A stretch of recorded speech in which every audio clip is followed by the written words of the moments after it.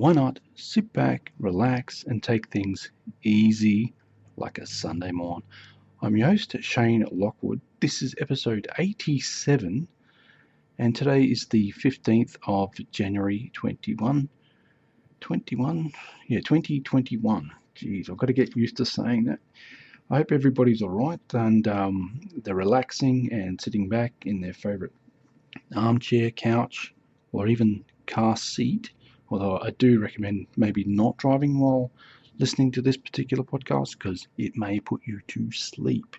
For those of you who wish to drift off to sleep easily, lie back in your bed and get comfortable, adjust your pillows and all that sort of stuff, and close your eyes and slow your breathing down.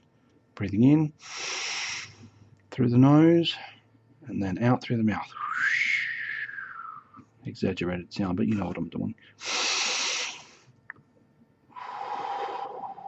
And, I want you to keep doing that a few times. The nature of this podcast is to let go of the events of the week before or maybe even the day before or the episode before, and clear your mind, and then you can focus on what's going to happen in the future. You can plan for the rest of your week and so on.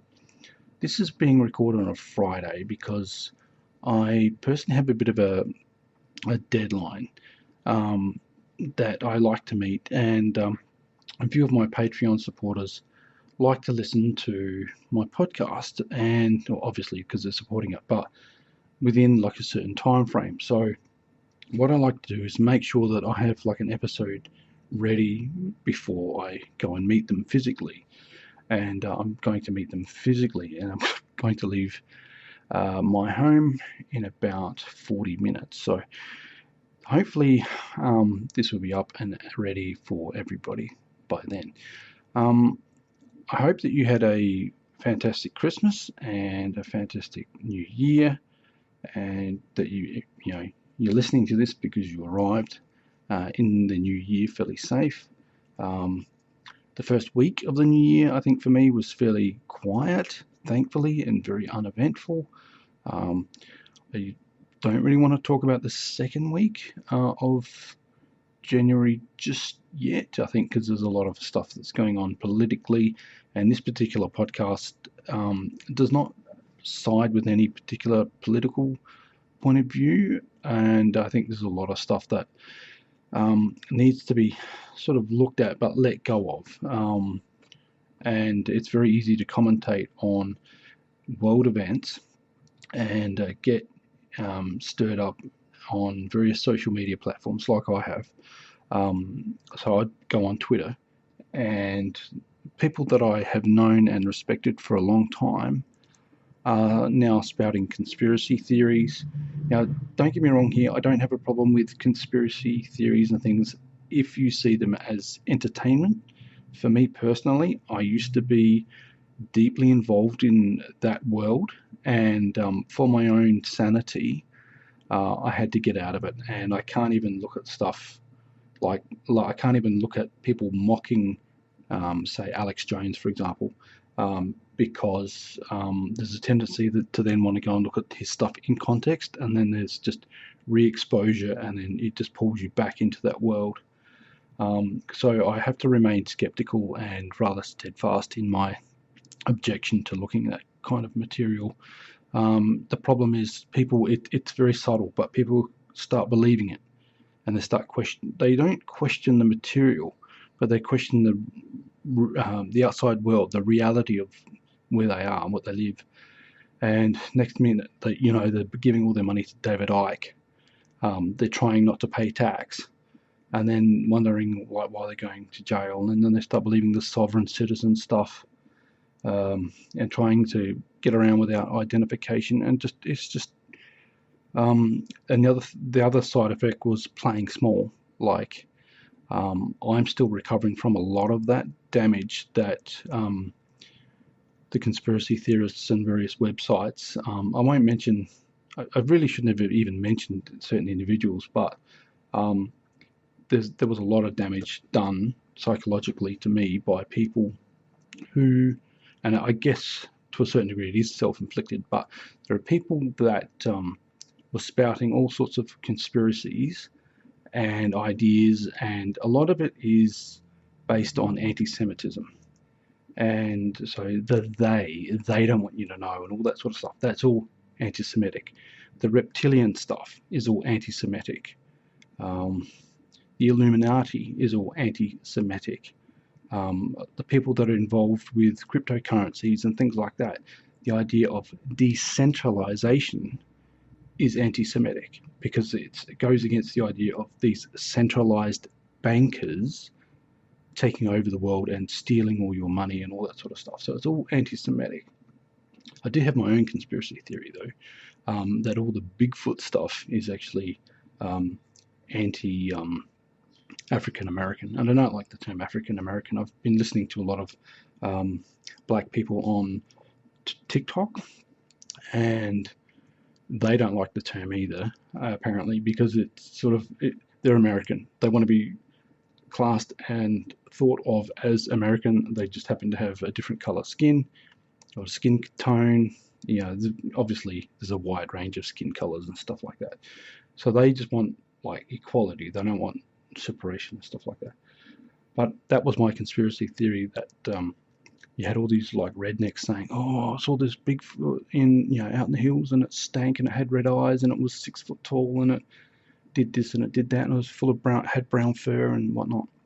And yeah, but I am very tongue-in-cheek in that. I'm not pushing that idea, but it does just sound really weird that there's only one accent on those podcasts.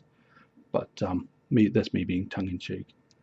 I did mention TikTok. TikTok has been a lifesaver over the last, say, I think since March. Friends and family started buying into a lot of these conspiracy theories, right? To do with COVID-19. Then you've got family members not wanting to get vaccinated against preventable diseases like influenza and whatnot, or measles, or there's just all. How can people be more scared of a vaccine than they can be scared of a virus that's killed over 370,000 Americans? And now in Australia, we were lucky that we had proper leadership, or at least in Adelaide anyway. But I'm not a fan of of Stephen Marshall or any of the MPs here. But what happened was they went into a lockdown against the wishes of Scott Morrison, the Australian Prime Minister, who hates the term lockdown because governments hate lockdowns because it's a disruption to the economy, and their focus is all about economic numbers, tax revenue, so they can get more votes by saying that they are better economic managers. But they aren't. The Liberal Party aren't. But I'm not here to push political things. I'm not a fan of like political parties. I just am sort of rather independent and see which way everything goes. And I think, unfortunately, it's about voting for the least racist party. And unfortunately, you don't have a whole lot of alternative options in that regard sometimes. Yeah, but I hope that everybody is listening to the sound of my voice and just slowly unwinding and letting go of everything that's building up and pent up and all this sort of stuff. I am basically going off notes and off book, so to speak, without notes, and just riffing on stuff that's going on in my life. But yeah, going back to TikTok, and I know that I jumped. TikTok allowed me to have a respite, like a mental respite. I just want brain sugar. My family's turned against me, and everybody's believing like conspiracy theories and this and that, and they're all anti-China and they're all this and that. And I couldn't go anywhere and say, everywhere I went, somebody was saying something like utterly ridiculous. And I just went, you know what? I just want brain sugar. I just want people dancing around, singing stupid songs. lip syncing and all that sort of stuff. So I started listening to TikTok, watching TikTok, and good friends were there already, and which was good. But then I started to leave comments and things like that, and then I started to record my own content. And then I had a relationship with a woman named Victoria, and we are still sort of friends. It's just one of those eggshell things where there was a personality clash about halfway through. Now we'd been together for a couple of months, and she lives in North Carolina. And the funny thing is, the suburb that I live in, and a, a province or a little town in America is similar. So there's a place called, okay, I will say that the suburb that I live in Salisbury North, and there's a place in America called Salisbury, North Carolina, and TikTok was getting those two confused. So all these people from North Carolina were being pushed onto what's known as the For You page. So this is like the main page where you get like all sorts of viral content and just regular stuff. The algorithms within TikTok decide very quickly what you might be interested in. They present it, and you might click like on it. It'll show more of the same content, and so on and so forth.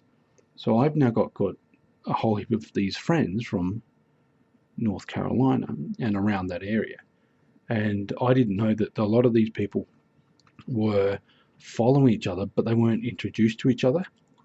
So I tagged them in some of these videos and things, and they became good friends.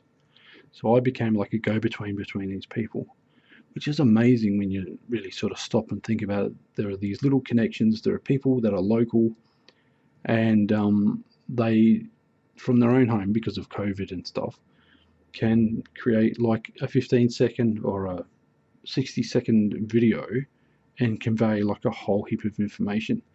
There were epidemiologists who had to speak out against the misinformation in regards to COVID-19, and they were reinforcing the importance of wearing masks. Even now, even like where I am, I live in Adelaide, so the case numbers are either zero or they are minimal. We are doing extensive testing and things like that.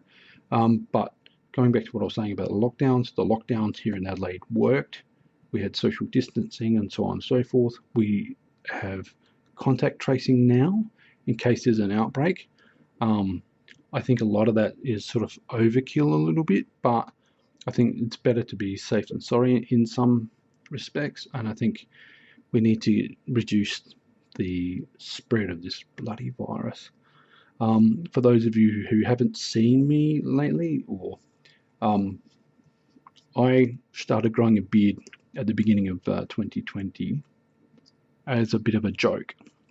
Around about like February, March, I think, 2020. I thought this will be over in a couple of months. I'll look like Snake Plissken. I'll wear an eye patch, and I'll start posting content to do with like post-apocalyptic stuff. And of course, it didn't happen. And like I've said, there's like 370,000 Americans dead from this thing. They're not coming back. It obviously wasn't a hoax that certain individuals were saying it was, and that cost so many lives. And unfortunately, I think that that will go unpunished.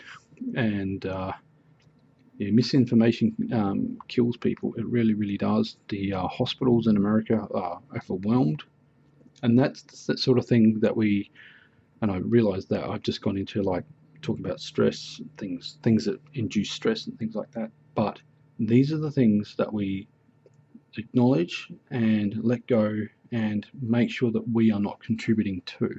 That means wearing a mask, social distancing, and staying at home wherever possible. And that was the other thing too. There were people that were blaming governments for the lockdowns and the restrictions rather than the people that weren't doing the right thing. Because if everybody did the right thing, we would have decimated the numbers of COVID victims.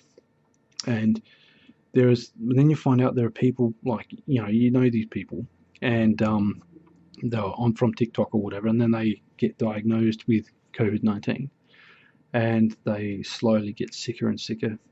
Some survive, some don't, some have long-term symptoms, and it's really heartbreaking. It's just heartbreaking. All they had to do was wear a mask. But then again, there are nurses like Victoria, the woman I mentioned, is a registered nurse, and she was putting people on ventilators and things like that. Intubation, I think it's called. And then they were losing like 80% of their patients until they put the patients on their stomach, I think. And for some reason, it allows the ventilator to work better for them to get more oxygen or something. I don't know. It strengthens the lungs. I'm not a doctor. But anyway, they started at least having a lot more success and things like that. But it was very real. And I think part of the reason our relationship sort of fell apart was that every now and again, she'd have a bad day, but she wouldn't talk to me about it. And whereas I'd be open to say, look, if you need to talk about it, just tell me. Just tell me. Oh, no, I don't want to talk about it. Maybe tomorrow. Okay, I'll give you some space, right? And then I'd give her a couple of days space, and then she'd accuse me of being distant, which is a funny thing to say to somebody 16,444 kilometers away. But that's another story for another time. I hope you found that funny. That was a joke based on truth, but it was a joke. Yeah, so I hope that the rest of the year sort of just stops with this craziness and people behave themselves and so on and so forth. I have a lot of goals and things that I want to achieve this year, and it's going to be a slow process. I had goals and things I wanted to achieve last year. COVID, of course, put everything on hold, and then my own financial mismanagement in the meantime didn't help matters. Anyway, I've got about 20 minutes to edit this and upload it and whatnot. So what I'm going to do is I'm going to end it here, and I hope that you have a fantastic day, fantastic week. I am going to try and increase the number of episodes, the frequency of the episodes, and try and get things moving in regards to this particular podcast and whatnot. I have heard that you're not really good at podcasting until you do your first 100 episodes. So I'd like to at least be able to get that finished, that goal reached, 100 episodes, possibly before the end of February, but we'll see. I don't want to push things too much, but we'll see. I have to find things to talk about as well. This, like I said, this was not planned. This was off the cuff. And I do want to thank everybody who listens at least this far, because I'm rambling. But I hope that you take today and the rest of the week easy like a Sunday morn. And the code word for those who like that sort of thing is the word hallmark. HALLMARK. And I'll catch you next time.